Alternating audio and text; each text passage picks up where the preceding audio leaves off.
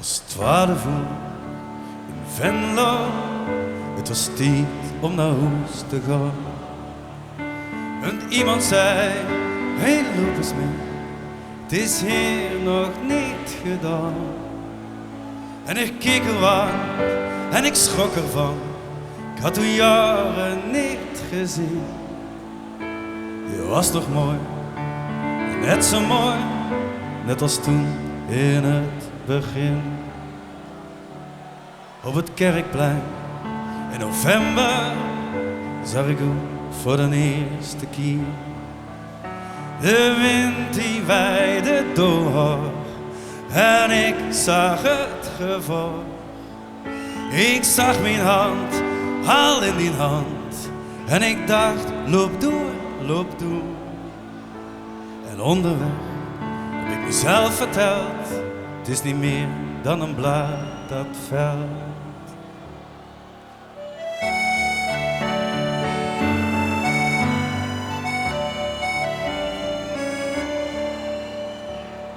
Maar een blad dat velt en het boek gaat dicht. Maar wat bleef, dat was uw gezicht. Overdag de zon en 's nachts de maan.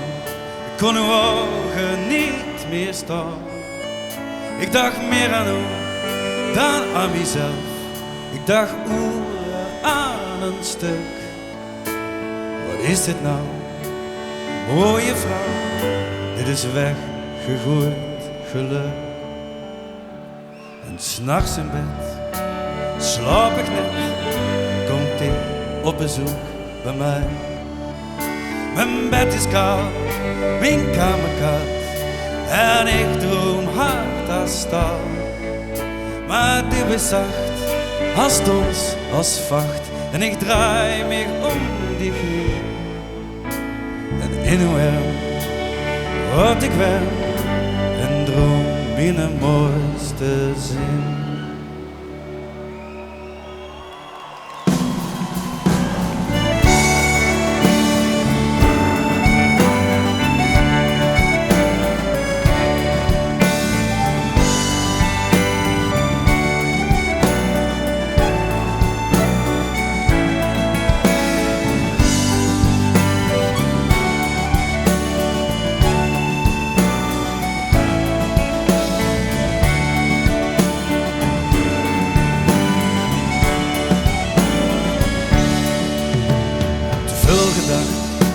Te lang gewacht, er bleef niks meer op halve kracht. Er bleef niks meer over van dit schip. Het dreef langzaam tot een stip, tot een puntje aan de horizon, op een oceaan zo goed. Je hebt alles overboord gegooid, die haven die kwam nooit.